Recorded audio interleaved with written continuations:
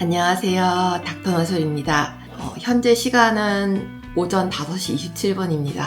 이렇게 아침 일찍부터 준비를 하고 유튜브를 찍는 게 보통 월요일의 시작이긴 한데요. 주말에 항상 고민을 해요. 다음 주에는 어떤 것을 보여드릴까 고민을 하는데 머릿속에서 이렇게 안 떠오르는 날이 있잖아요. 그런 날이 이제 오늘인 것 같아요. 많은 분들이 궁금해하지 않을 수도 있지만 제가 어떻게 해서 의사가 됐는지에 대해서 한 번쯤은 얘기해볼까 하는 생각이 들어서 카메라를 켜게 되었습니다. 닥터 나솔은 어떻게 해서 의사가 되었나? 라는 얘기입니다. 저희 집은 굉장히 가난했어요. 이렇게 말하면은 가난할 수도 있지 이렇게 생각할 수 있는데 정말 가난했어요. 아버지는 택시 운전을 하시는 그런 택시 운전사셨고 어머니는 몸이 좀 안 좋으신 편이어서 집에서 가정 일을 하시다가 책 대여점 같은 거를 하시기도 하셨고 이랬는데 집안 형편이 그렇게 넉넉하진 않아서 제가 의대를 온다는 것 자체는 상상할 수도 없는 일이었는데 이제 지금의 현실이 되었죠. 지금 현재는 아버지는 치매로 이제 요양병원에 입원해 계시고 어머니는 여전히 몸이 좀 안 좋으셔서 집에서 요양을 하고 계시고 저도 좀 몸이 안 좋아서 이제 골골대고는 있지만 그래도 열심히 의사 일을 하고 있습니다. 아직도 기억에 나는 거는 어렸을 때 아버지가 주황색 봉투에 월급을 담아가지고 어머니한테 이제 드렸던 기억이 나요. 저희 집이 살기가 굉장히 많이 빠듯했어요. 책 같은 것도 보고 싶은 게 많았는데 그런 걸 이제 이동도서관이라고 하는 옛날엔 도서관이 있었거든요. 이제 차에다가 책을 실어가지고 일주일에 한 번씩 왔다가 갔다가 하는 그런 도서관이었는데 읽고 싶은 책이 되게 어렸을 때 많았어가지고 그런 책들을 이동도서관에서 최대한 빌려다가 읽고서는 그 다음 주에는 그걸 반납하고 다른 책으로 빌리고 이런 게 이제 제 초등학교 일상이었어요. 물론 초등학교 때는 노는 걸 되게 많이 좋아했죠. 지금 와서 얘기하지만 저는 우리말을 되게 못했어요. 언어 영역이 특히나 약해가지고 받아쓰기 같은 것도 잘 못하고 공부도 좀 잘 못하는 그런 성격이었어요. 초등학교 때는 전학을 많이 다녀서 전학 가는 날 시험을 보는 거예요. 나는 전에 학교에서 시험을 보고 왔는데 또 시험을 또 보는 거예요. 그러면 배우지도 않은 상태에서 또 시험을 치니까 점수는 또 안 좋고. 그래서 초등학교 때는 이제 공부에 대한 걸 많은 걸 내려놓은 상태였습니다. 이제 집에서 종이봉투 같은 걸 포장하거나 아니면 인형 눈 붙이는 거, 일회용 비닐 장갑 같은 거 포장하는 거, 그런 것들을 하는 그거를 집에서 매일 하는 그런 거를 반복했었어요. 중학교를 올라가서는 이제 공부를 조금 하긴 했는데 그렇게 잘하는 편은 아니었어요. 이제 반에서 한 7, 8등 정도? 일반 중학교에서요.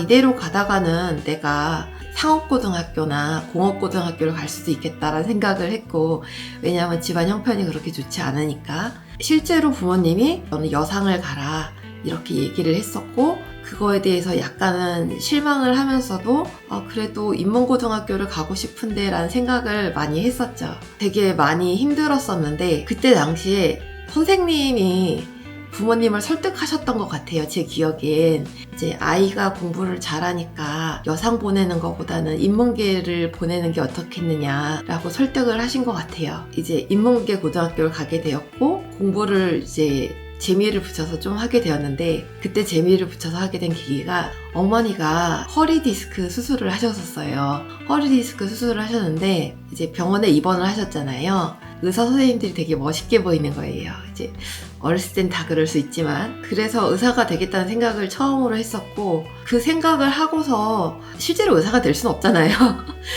그런 생각을 한다고 해서 교재나 이런 게 많이 없던 시절이기 때문에 정석이라는 책이 있었거든요. 수학의 정석? 이제 그 책을 보면서 수학 공부를 했었는데 한 번은 맨날 복습만 하다가 어느 날인가 한번 예습을 해본 적이 있었어요. 근데 예습을 해봤는데 그게 너무 재밌는 거예요. 의외로. 그리고 재밌다는 게 예습을 했는데 내가 공부를 한 게 수업 시간에 똑같이 얘기를 하시고 선생님이 그리고 그거를 내가 다 맞춘다는 게 되게 신기했었던 기억이 나요. 그때 당시에 이제 예습을 하기 시작했고 그래서 고등학교 때부터는 전교 한 2등 정도를 했던 것 같아요. 공부를 잘 하고 또 성적도 좋았어요. 수능이 그때 굉장히 어려웠거든요. 300점만 넘어도 서울대를 간다고 할 정도로 400점 만점에 그때 당시에 수능을 많이 망쳤었어요. 원하던 이제 의대 붙지는 못할 것 같아서 물론 다른 의대에 붙긴 했지만 그때 당시에 저희 집 형편으로는 의대에 갈 형편이 안 됐기 때문에 꿈을 낮추고 그리고 학비도 적게 드는 이렇게 얘기하면 죄송하지만 서울대 사범대학교를 가게 되었어요. 그때 당시 학비가 한 학기에 130만 원 정도였어요. 거기에서 4대 장학금이라고 하는 것도 나오고 여러 가지 장학금이 나와서 거의 학비를 안 내고 다녔던 것 같아요. 이제 과외를 많이 했었어요. 수능을 보고 이제 대학에 붙고 나서부터 바로 과외를 시작했어요. 그때 처음 과외했던 아이가 아직도 기억에 남는데 과외를 굉장히 많이 했었어요. 등록금을 내야 되고 학교 생활을 해야 되고 제 생활비를 벌어야 되니까요. 방학 때 같은 때는 한 번에 11개씩 하기도 했었어요. 그때는 정말 하루 스케줄이 과외로 꽉 차 있는 그런 스케줄이기도 했었죠.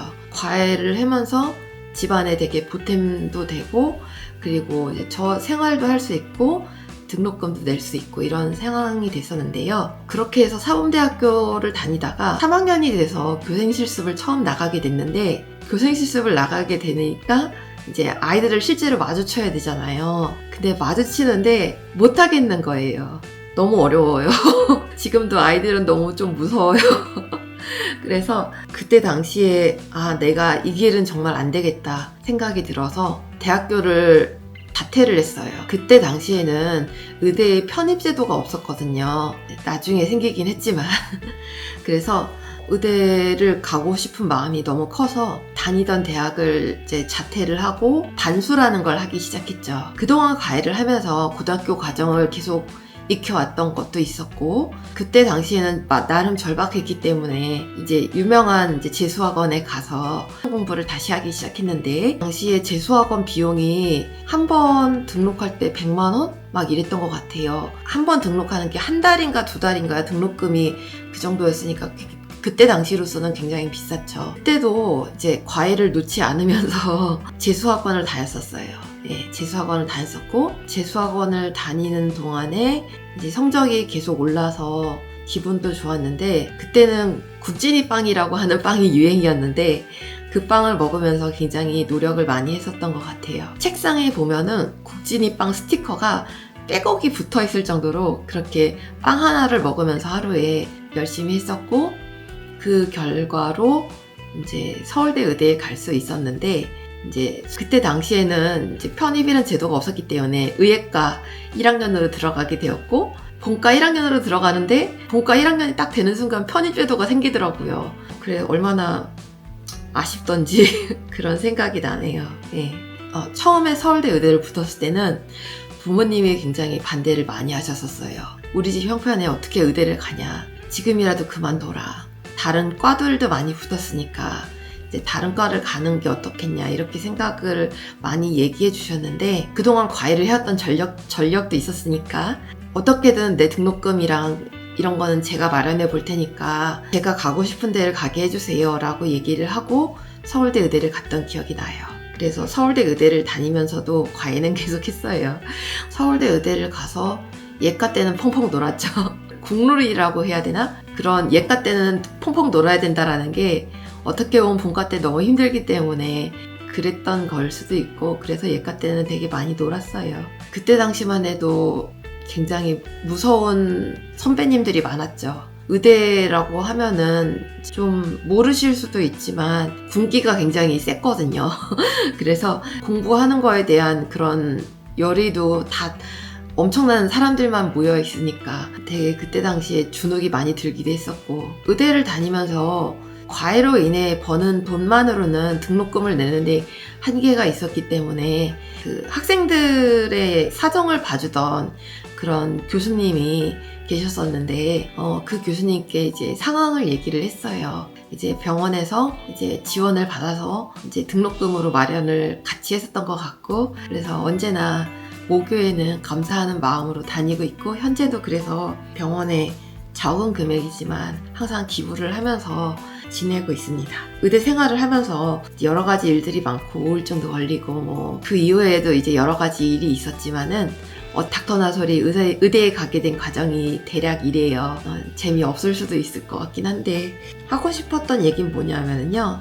요즘에 사교육이 되게 많이 열풍이잖아요. 그런데 이제 저는 그런 혜택을 받지는 못했어요. 학원 같은 데도 다녀보질 못했고 공부했던 거라고는 정석이랑 교과서, EBS를 되게 많이 봤던 것 같아요.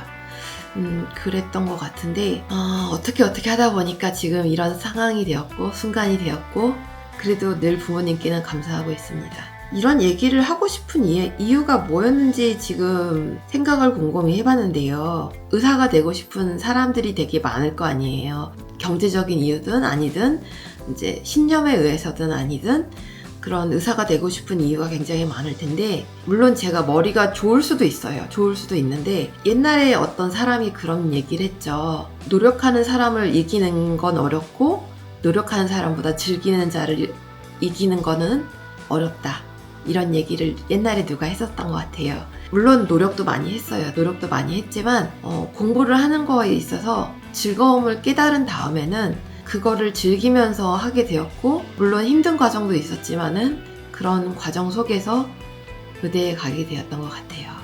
물론 의대에 바로 들어간 건 아니지만 이제 사범대학교를 다니다가 3학년 때 이제 자퇴를 하고 반수를 해서 다시 의예과에 입학하게 되었지만은 어찌되었던 이제 서울대 의대에 가게 되었고 그래서 의사가 되었고 저는 지금에 되게 만족합니다. 그리고 의사가 되고 난 다음의 얘기는 이제 또 나중에 할 기회가 있을 것 같아서 저는 이만 출근해 봐야 될 것 같아요. 예. 다음 얘기는 다음에 다시 하기로 할게요. 예. 안녕.